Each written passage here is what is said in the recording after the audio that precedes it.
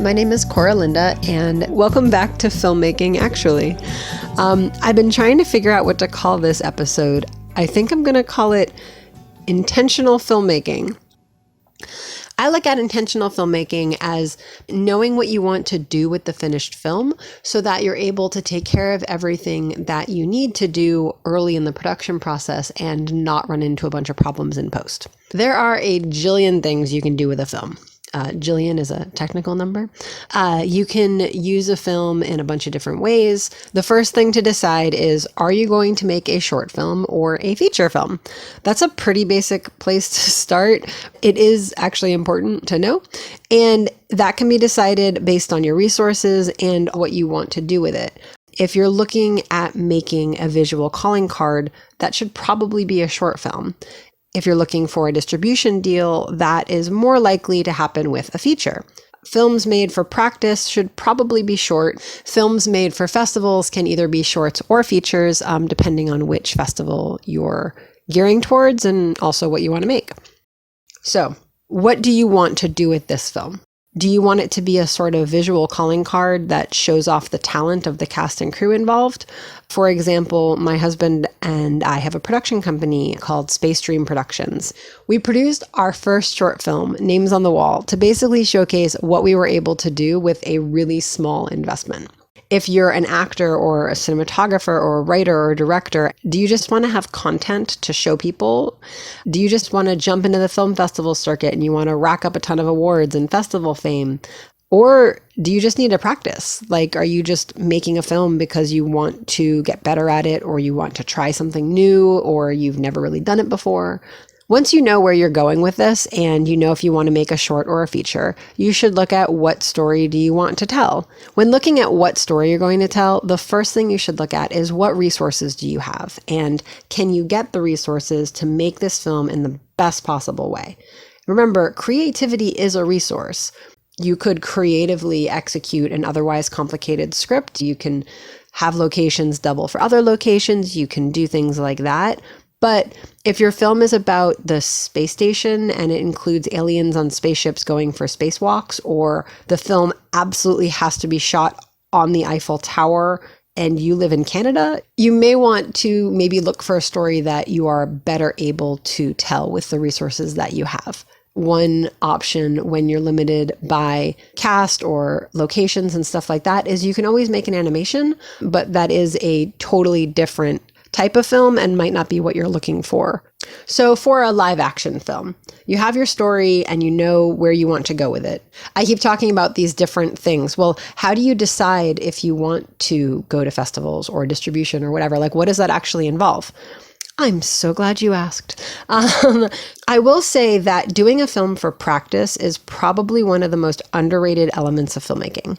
Just because you're practicing doesn't mean you need to make a really bad film. I know several indie films that are first-time filmmakers that have won awards and even gone on for distribution. Fairly recent, sort of larger scale films like Lady Bird and Get Out were directed by first-time directors. And more historically, films like Dances with Wolves, 12 Angry Men, even Citizen Kane was directed by a first-time director. So just because you're practicing or you're new to all this doesn't mean the film can't be amazing. What it does mean is that you should pick a story or a script that you can really go to town on and not do anything halfway. This goes for anyone on the cast or crew. It isn't just for the producers. If you fall anywhere on the grand scheme of making a film, you can round up some friends that do the pieces you don't do and make a film for practice. The point of doing a film for practice is you're really paying attention to the details. You're figuring out what all the quote unquote rules of filmmaking are. You're trying different things. Once you've kind of got those rules down, maybe you're messing around with them a little bit, seeing how you can do it differently or better, even if it's only just better than the last time you did it. The thing is, when you're focusing on doing a film for practice, you want to be extra careful to check off all the boxes, make sure you're doing every little step 100% to the letter. This is one of those dot all your I's, cross all your T's type projects. And once you've got that down, the next time you're making a film, it can be like, that didn't work, let me try it this way. Or that worked, I wonder what happens if I do this instead. and you can get a little bit more creative, and maybe some of the things you try work, maybe they don't. But the whole point is you're going in, you're testing the waters, maybe growing your skills, and you're learning more about yourself as a filmmaker and about the filmmaking process. And again, a practice film does not need to be a hot mess. It can still fall in any of the other categories as far as being in festivals or even being sold. But some or all of the focus is on learning, growing, testing the waters, maybe even pushing boundaries. You're focusing on how am I going to tell this story, which is kind of the whole point of making a movie. That is telling a story.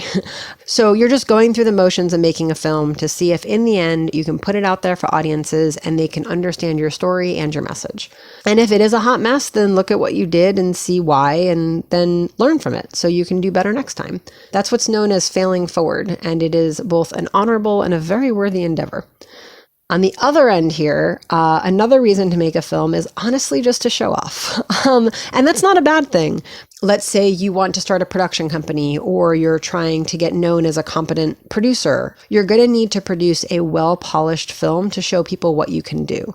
This is a little different from films for reels, which I promise I'm getting to that one next. Well-polished means that you're working with professionals. This is not just slapped together. Everyone working on it knows what they're doing, and everyone is contributing well-made pieces to make a well-made whole.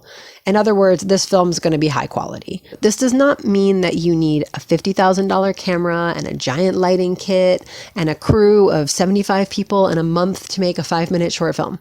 You can make a really professional film with a very small cast and crew and limited resources, providing you know what you're doing.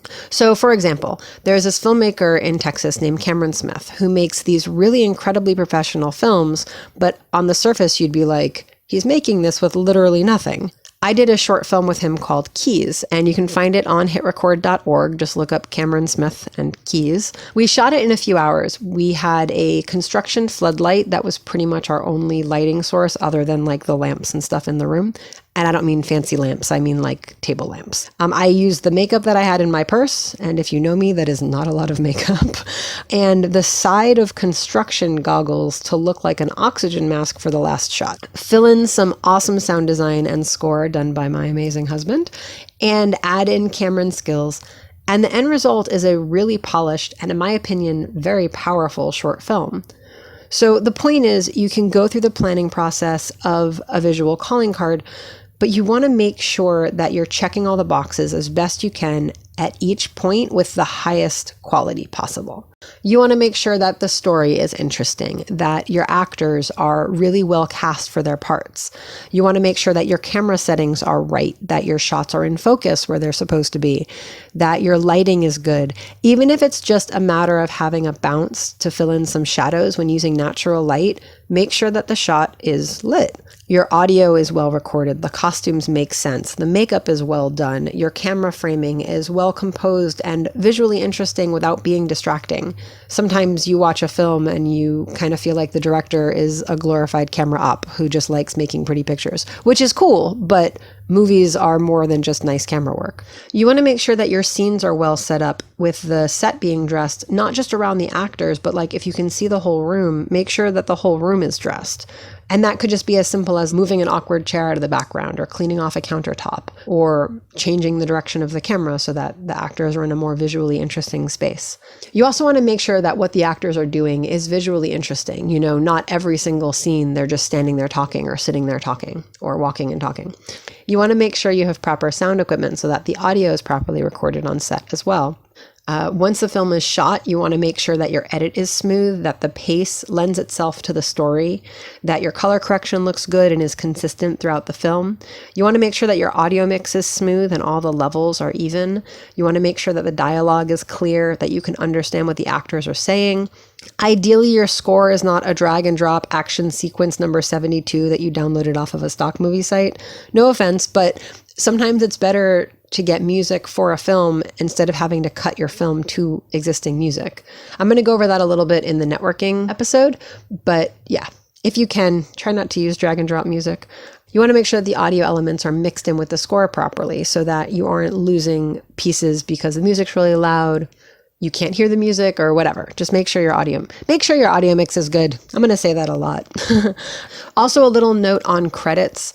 To start your film, If you're just making a visual calling card, maybe put like your company's name or something like that. But no offense, 99% of the time, especially if you're using this to pitch yourself or pitch your skills or your talents, having 2 minutes of your name and titles and stuff like that, just get to the story, let your work speak for itself. And then at the end, say who made it, because you really want the work to be the important thing, like show what you can do. If you're Steven Spielberg, then by all means say a film by Steven Spielberg. But holy crap, if you're Steven Spielberg and you're listening to my podcast, I think I'm going to die. All right. So I have a little confession to make. That list that I just gave you of like all the things to take care of on a film set, you actually need to do that with any film you make, no matter why you're making it. The only difference between why you're making a film and what you actually need to focus on are very, very, very minute points. Take care that all the little pieces of what you're doing are being done properly. If you're just practicing, then practice. Use the time to learn and grow and focus on that, and bring people in that you can collaborate with and grow with and learn from, and maybe they can learn from you, and hopefully you make some cool art in the process. If you want a distribution deal, you need to decide how much you want to pander to existing distribution trends. Not to be cold, but do you want to go with horror or action as a genre because those statistically sell better internationally? The reason those sell better is because there's very little that can get lost in translation. And if you're doing something like a rom-com and you're translating it into Taiwanese, it may not have the same impact. The jokes may not be as funny. So action, horror, recognized franchises, those films do better internationally because they're already known. You can also just rely on your own pitch to get it out there no matter what. Just know that if you choose a harder road, it's going to be harder. So you have to decide, which path do I want to take here? You're also going to need to cast at least one, if not several named talent who are bankable internationally. And the more bankable, the better your chances are of getting a distribution deal. So that will affect your casting choices. It also will mean that it will affect your budget. It also will affect things like your script. You can't just have a name actor who shows up in the last 10 minutes of the movie. You have to make sure that that name actor is seen on screen, usually within the first 10 or 15 minutes, or distributors will pass. You need to make sure that the way your audio is edited, the dialogue is very specifically on a separate track. You really should do that anyway, but it's even more important for distribution because you have to make sure you can remove the dialogue and replace it with a dubbing of another language without having to redo every single element of your sound design, score, etc. So when you go in for your edit, you need to know, what are you going to be doing with this, so you know how to line all that up. You also need to be okay with a distributor re-editing your finished film or otherwise dictating how your final cut is going to be. Because when you go for distribution, you actually don't keep full creative rights. As an indie filmmaker, getting distribution, the likelihood of you keeping full creative rights is very low. Now, if you're looking at self-distributing, which is more and more becoming an option, which is actually really cool. But if you want to self-distribute, you don't need to worry about that so much. You do need to make sure that your audio track is remixable. Having recognizable names still helps, just because marketing and fan bases are a thing, but you get to keep a lot more creative control when going that route.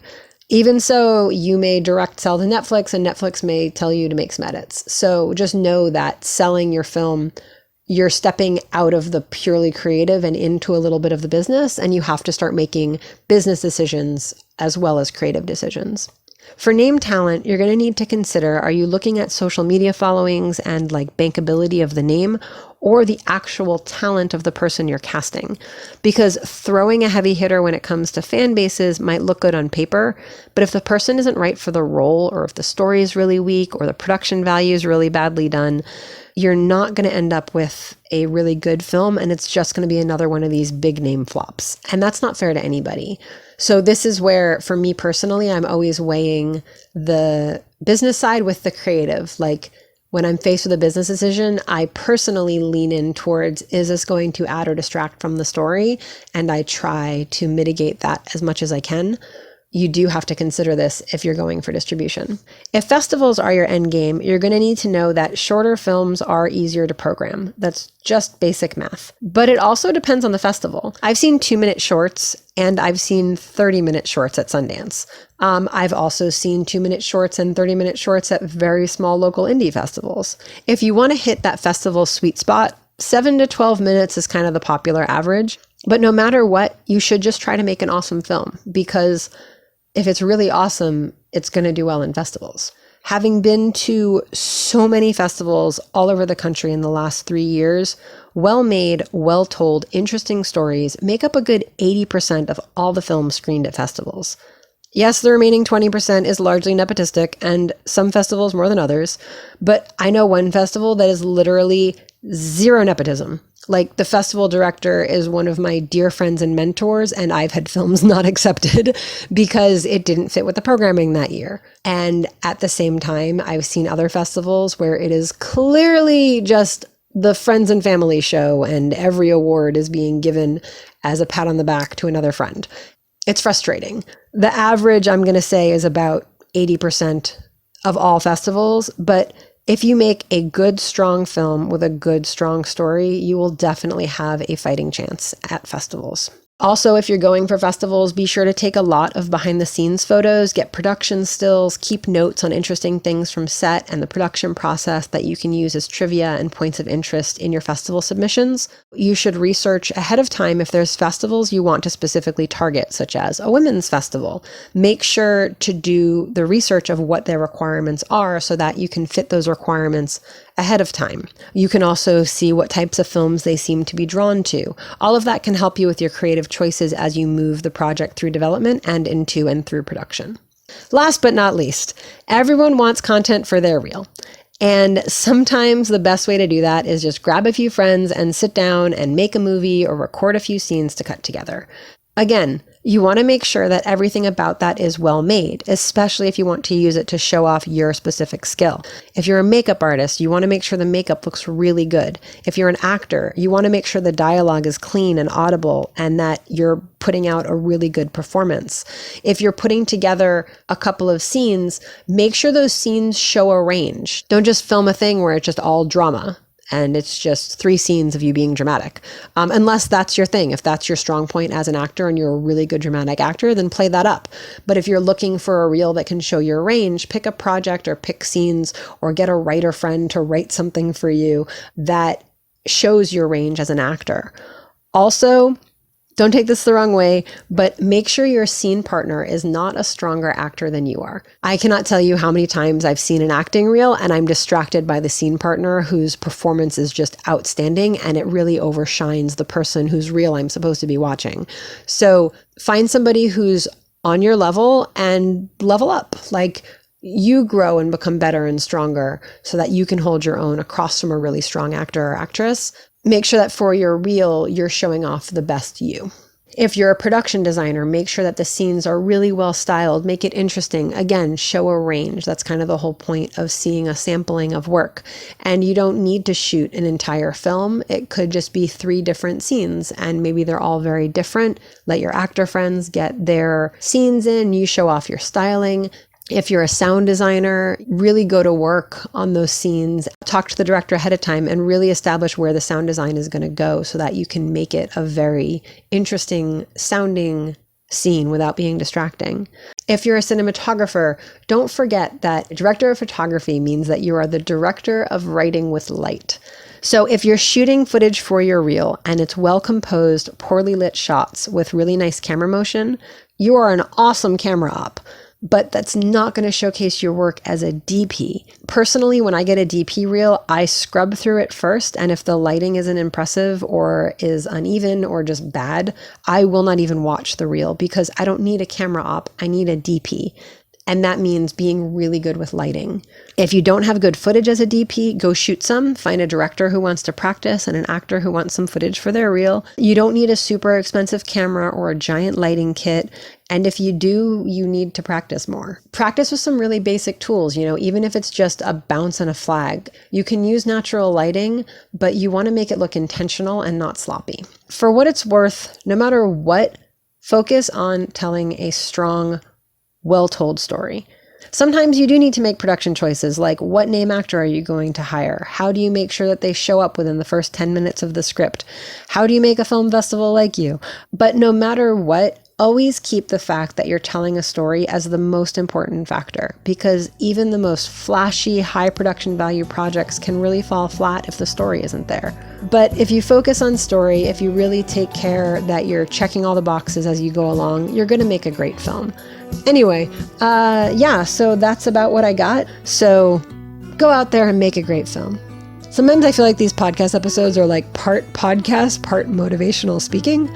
Let me know what you think. Be sure to like, subscribe, follow, comment. Let me know your thoughts.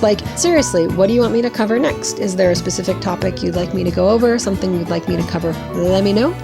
And yeah, that's it.